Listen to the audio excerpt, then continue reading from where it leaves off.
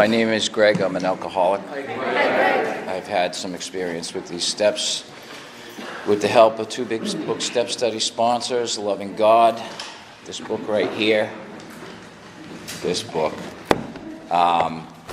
Meetings like this, people like you. I am currently practicing the latter steps on a daily basis and trying to live all the principles to the best of my willingness every day, and it is about willingness, man. I am undisciplined. I wake up in the morning and I try to figure out reasons why I shouldn't have to pray.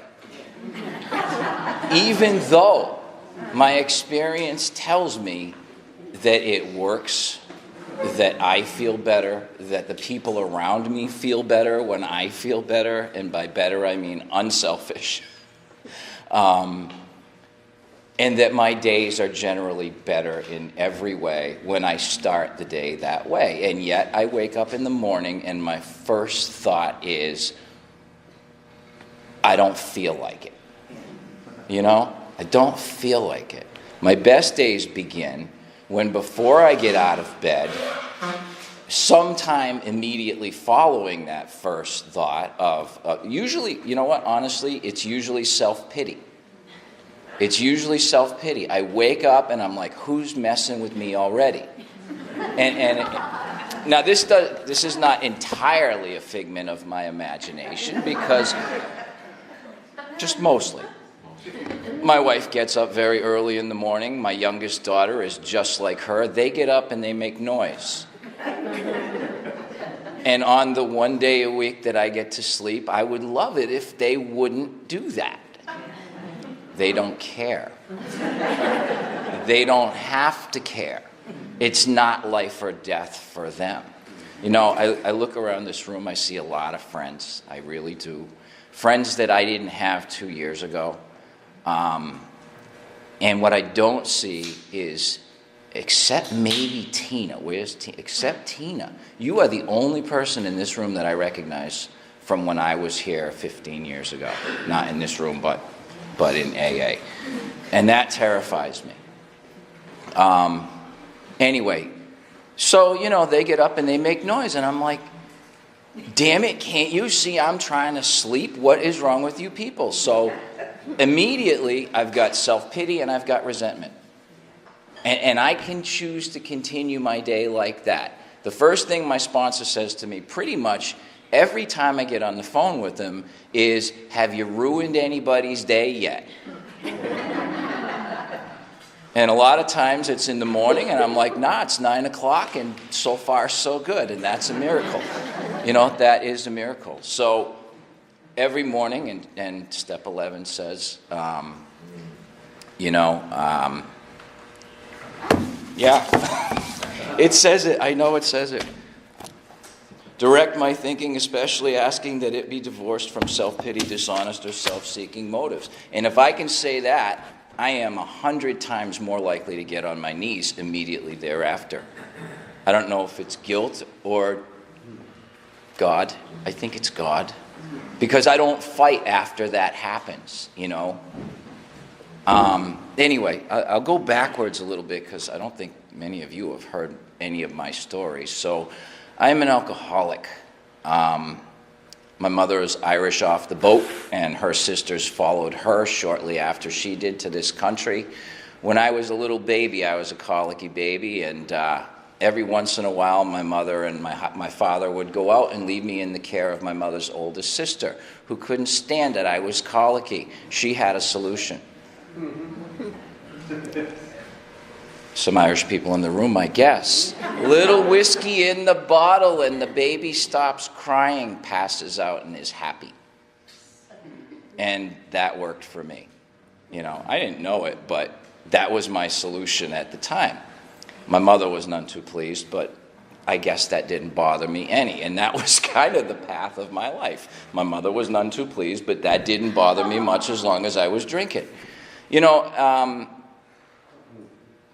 as a teenager, I didn't get into a whole lot of trouble from my point of view. You know, the cops knew my car in town. That didn't strike me as a problem until they found stuff in it. I got arrested a couple of times, got one DUI. Nothing major. I destroyed my cars one part at a time. And I got into my 20s. I met a girl at a bar, and we hit it off, and we ended up getting married at 25. She was the first person, I think, that really saw what I was doing, that had a sense for how much I was drinking and how much I was using drugs, and was not the first person to call me on it, but was the first person who mattered that called me on it. And so at 27, she gave up. She wrote me a note, she left. And that was basically the end of that marriage. And where I found myself was basically alone and drunk. The only people I still had contact with were a couple of my drug buddies and my dealer. I had done my best to abandon my family, who, thank God, did not abandon me, which came to be so important later on, when I became ready. But at that point, I decided I needed to get sober, and so I quit drinking. And then I called AA, and then they told me there was a meeting, and I went to the meeting, and then I went to AA, and then I said I'm an alcoholic, and then I didn't drink, and I went to meetings and asked for help and hung out and fellowshipped the hell out of this place, and, was good for 10 or 12 years, and I look back on it now, and I say that because I want to talk about my biggest problem, which is my head, that I really thought I got it. I did some of the steps, had no idea what Big Book Step Study was. I had read I chaired a Big Book meeting over at the Bunker on Pleasant Street on Friday nights for a number of years, and we made a group conscience decision to avoid the front matter of the book because it was boring. We just liked the stories, and so that's what we did, and that's what we knew. We were in open AA trying to figure it out ourselves with no guidance, or at best the blind leading the blind, and we did the best we could, and it really, for this alcoholic, wasn't even close to good enough.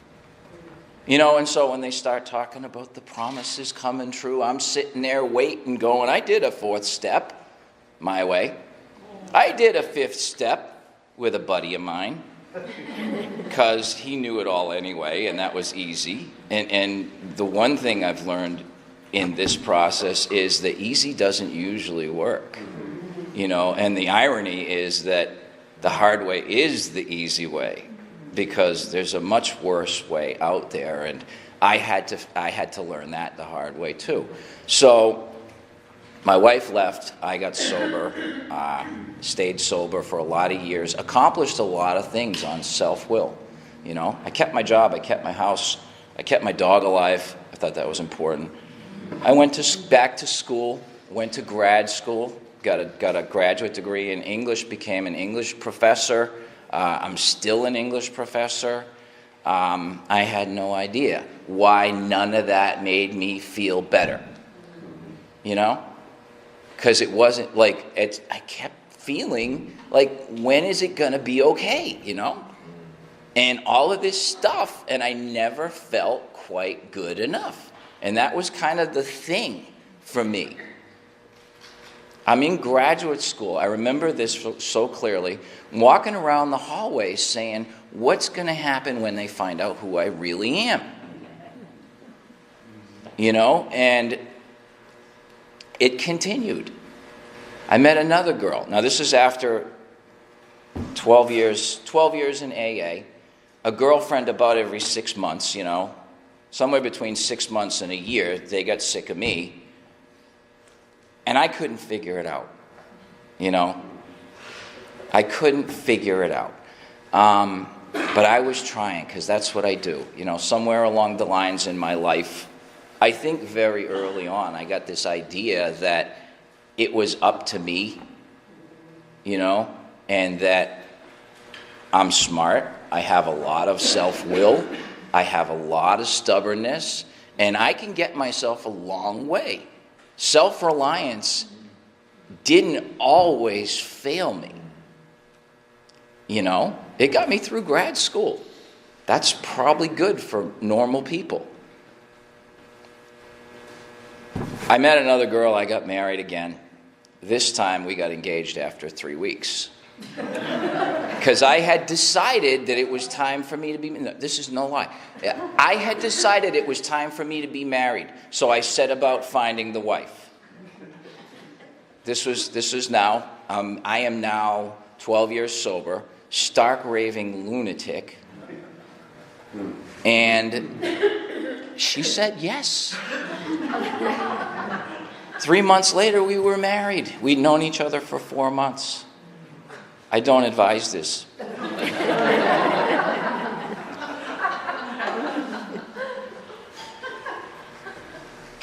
It was about the stupidest decision I've ever made.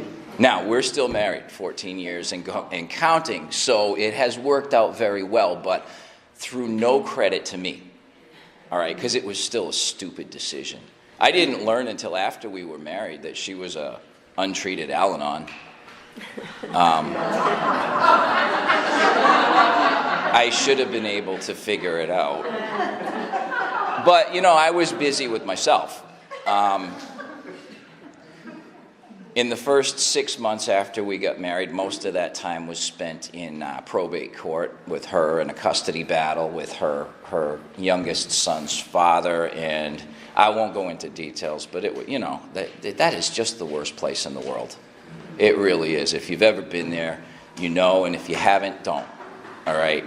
But that's not what I'm here to talk about. So 5 years later, you know, I hate her. I hate everything. She hates me back, and I deserve it, and I can't see it. And, you know, I'm sitting here thinking, I saved you from the life you had before me. And she's saying, you are the most selfish, self-centered asshole I have ever met. Excuse me, recorder. But that's what she'd say. And I would say, what are you talking about? Look at you. And essentially, you know, essentially with the line, if you were married to you, you'd be me too. You know? I just couldn't see it. And then I had surgery. And this is a really common story nowadays. I had surgery, got a prescription for Perks, got a refill. Figured I was all set because that was the end of it. A year later, it was my shoulder.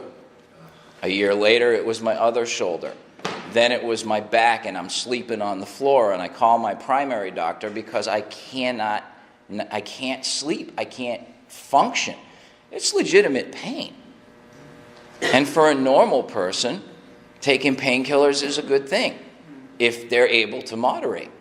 But I'm not a normal person. And this was the most important thing I ever learned. I am not physically or mentally normal. I love that stuff.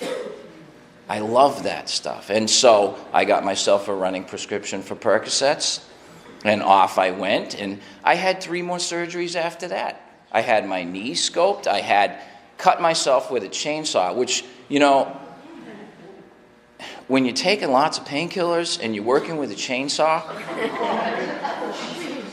it's just a matter of time. I didn't see it that way. I cut my leg, and I'm like, did that really happen? And then the blood goes, and then I'm like, yeah, it did really happen. Crap. And then I was like, no, wait a minute. I can get an extra script. I was excited. I'm going to go to the hospital. They're going to give me injectables. And then I'm going to go home with pills. And I'll get like a whole 3 month supply. You know, all for this, no big deal. I had my neck operated on after that. Okay, now these are all legitimate injuries, legitimate surgeries, but nonetheless, the point is, I was just counting the pennies, you know. I was filling up my bottles, and I was emptying my bottles, and I was sitting in front of my TV. Now I've got 2 daughters. and they're 5 and 7 years old, and I am too tired for them, and the wheels are starting to come off after 5 years of just, trying to turn the prescriptions into doing the Jesus trick with the loaves and fishes, counting, and I got 20 days, I got 80 pills, how am I going to make that work, and I did it for 5 years, and I couldn't make it work anymore. And I was getting to the point where I knew I had to come back, and I didn't really know how to do that. I was terrified. And I ran out of pills one day, and I had to jump about 3 days dry.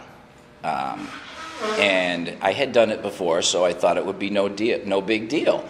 But there is a progression. And this time, I couldn't seem to handle it. This was just before Christmas, about 2 years ago. And I walked into my dining room. My kids were at gymnastics. I had to go pick them up. I come home from work. I look around. I go into the dining room to get, a plate or something. And here's this rack full of bottles that I had completely forgotten about. Now, my wife is an occasional drinker, and she's got bottles there that have been there since we moved into the house 14 years earlier, and mostly they go unnoticed, But this time, it was different. This time, I needed to feel better, and that's why we drink. That's why I drink. It's really simple. I wanted to feel better. The history of my life had taught me that alcohol and drugs were a solution to feeling bad. And for the most part, it worked to do that. Now, it eliminated everybody I cared about from my life, but for at least a little while, it gave me a relief, and it gave me a reprieve from the pain and suffering of my own existence. And that was the day at which point I had no power, 22 years not drinking, 17 years not drugging. And I looked at the bottle, and I turned around and walked out of the room because I already knew. And I walked back into the room, and I walked back out, and I walked back in, and I'm saying to myself, you got to go pick up your kids, and if you take one drink, you're going to be drunk before you get there. And I had no choice, okay? There was nothing that I could bring up in I could not recall with sufficient force the pain and suffering of what was 20-odd years ago for me. It's funny because when I first came into AA, they said, just remember your last drunk. Doesn't work. Not for this alcoholic. Doesn't work, okay? My brain cannot help me. And so that day came, and I took that drink, and I was expecting relief. I put the bottle down. I walked out of the room. I felt the burn. It felt good. I turned around. I walked back in, and I got more, just in case. The phenomenon of craving, instantly. Now, my first drink was not a shot. It was like half a bottle.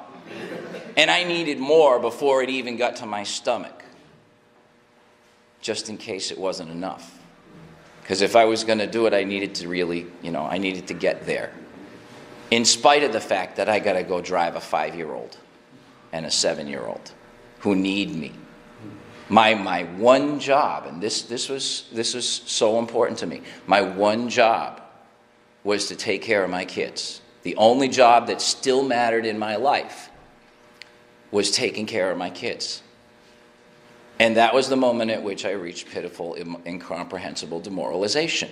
I couldn't do the one thing that I had left that I knew I did well. I couldn't take care of my kids because I was now risking their lives because I needed a drink. And there was nothing I could do about it.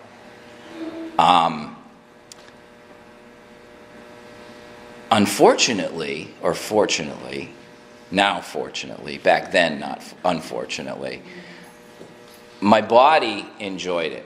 My mind did not one bit. I drank It did not relieve my mind. It did not relieve my heart. I remained perfectly clear in my own misery.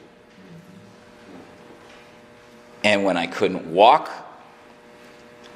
I got scared.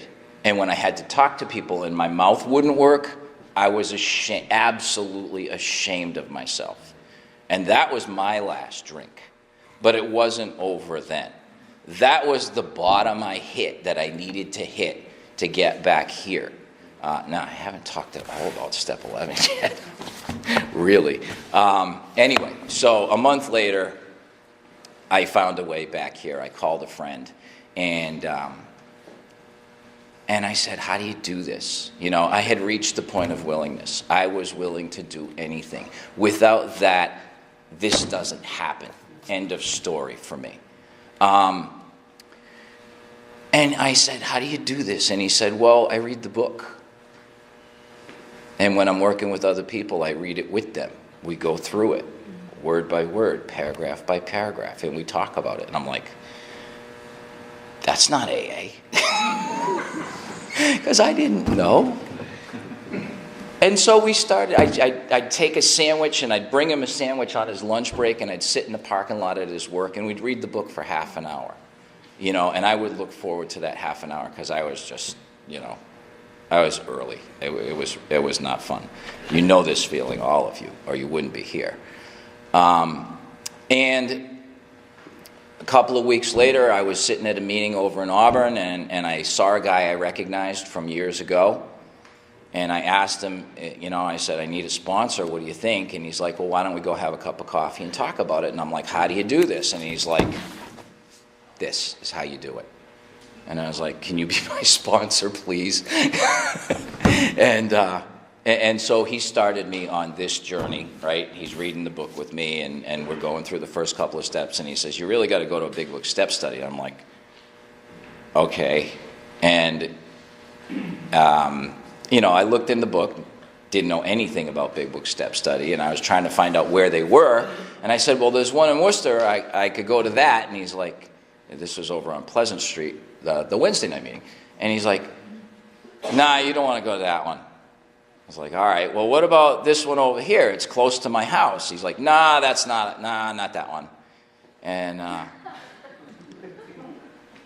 said, there's one over here in Leicester. You know, I'm like within a 10-minute radius of my house. I'm thinking is, you know, convenient for me. And he's like, well, there's one out in Marlboro.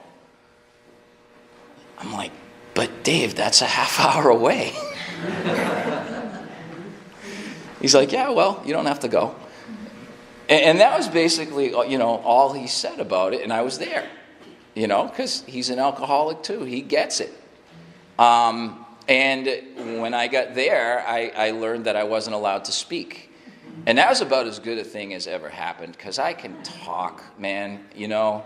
I didn't need to talk. I didn't need to hear any of my own bullshit anymore. I didn't need anybody else to hear it. I stand up here, and I'm trying as best I can to be responsible for the message that we're supposed to carry, which is the message in this book right here. Anyway, so step 11. I love this because it gives me absolute structure. I tried everything I could think of. Now I don't have to think of it. All I have to do on a daily basis is open this book, read the questions, answer them honestly. And I am praying and I am meditating. And it, you know, I started doing it way before getting to step 11. Most of you do, I think. Because my first sponsor said to me, this is what I do. And that was enough to get me curious. He didn't say, you have to do this, you have to do that. He just said, this is what I do. And so I started reading 84 through 88 on a daily basis, mostly, you know, I mean, mostly. And I relished in the fact that it was so simple and clear-cut and straightforward, because that was the part that I couldn't find in looking through the big book for the steps before. I would see simple, clear-cut, and straightforward, and I'd say, that's too simple, it can't possibly work. You know, like the fourth step, columns? Come on, I'm a complicated person. So, when I go to bed at night, I answer these questions. Was I resentful, selfish, dishonest, or afraid? Do I owe an apology? You know, what have I done to fill up the stream of life? Have I thought mostly of myself, or was I thinking of others? Do I owe an apology? You know, this is really simple. And if I take the time to answer those questions, I have got perspective on my behavior today. You know, I get up in the morning on awakening. Let us think about the 24 hours ahead. What do I have to do? What do I want to do? What should I do? And there's a plan. And before I do that, I've already asked God to direct my thinking.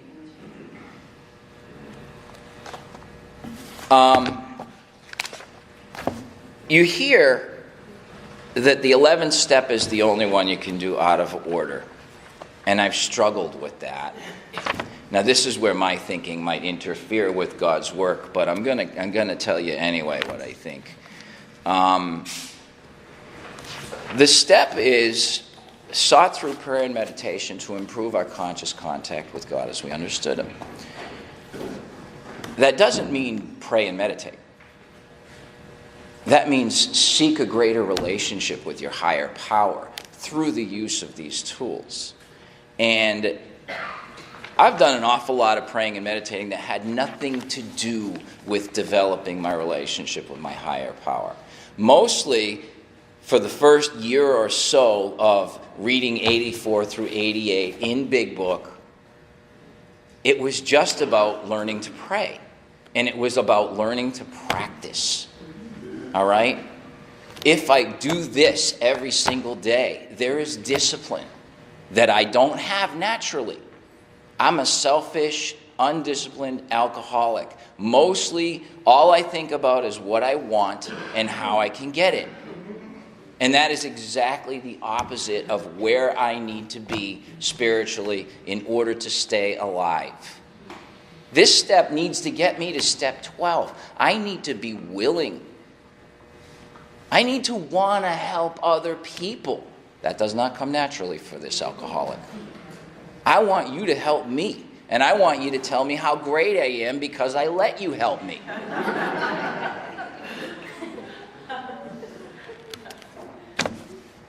I don't practice this step perfectly, but I practice it a lot. And things happen all by themselves. You know what muscle memory is, right? You let the brain get out of the way and the muscles do the job. It works that way with the brain muscle and prayer and meditation if I practice it enough. A really simple example, and I'll end with this, is I was in the car with my stepkid. I drive him to school. He's in college. He's 20 years old, just turned 20 years old. And, he needed to register for classes for next semester. Registration's open, and he has a good tendency to procrastinate like the rest of us. So I'm driving to school. He's sitting beside me, and usually he doesn't speak to me. He just puts his headphones on, and it's an hour and a half ride, so this is no fun. I do not enjoy this. I got a person in my car who doesn't have anything to say to me. And not like there's anything I'm going to be doing while I'm driving to work that he doesn't need to witness, but my freedom has been stolen. So I get in the car every morning, and if I don't do differently, if I don't get to work, I have a resentment before I get behind the wheel. So now I'm thinking I got to talk to him about registering for classes. So I ask him, started with a simple question, did you register for classes? He's like, no, I forgot. And I can feel the pressure, because I'm paying for his school. And he's already turned a 2-year degree into a 4-year degree, and he's still going, And then I realize that I'm saying the 11th step prayer. Now, this is not like, I'm like, okay, now what do I do? It just kind of happened. Make me a channel of your peace. Where there is hatred, let me bring your love. Well, how can I bring love? How can I bring peace? And I think in that moment, the peace was my own peace that I needed to bring, that I need to be an example. This is the part of the third step prayer that I never understood. I need to be an example of God's love to others. How? By loving them. This stuff is really simple in some ways. Love one another. That's not my nature. So I need the 12 steps to do that for me. And that's what happens if I do these 12 steps. That's what has happened to me. So you know what I did with my stepkid? Nothing. And that is not my nature either. Is usually, now I'm a word person, I'm an English professor. I think that the world can be repaired if I can just put the right words in the right order. And so this is what I do in my mind all day, every day, when I am not treated. And 5 minutes later, I'm singing The Night They Drove Old Dixie Down. And I'm happy. And I didn't have to fix him, and I didn't have to save him, and I didn't have to solve it. You know, I just had to not make it worse. The ultimate irony of this program here is that you know, there were three people who were really instrumental in me getting to be able to sit up at this table and share my experience with you. The first guy I called the night that I decided I needed to be sober, that really God, I had already asked God for help in that moment. So it was God deciding it was time. And the two guys who have sponsored me to this point. One of them's a lottery salesman. The other one's a high school dropout. And the other one's a dyslexic electrician. And it took these three clowns to teach me how to read the big book. I am grateful to be here and share my experience with you guys. God bless.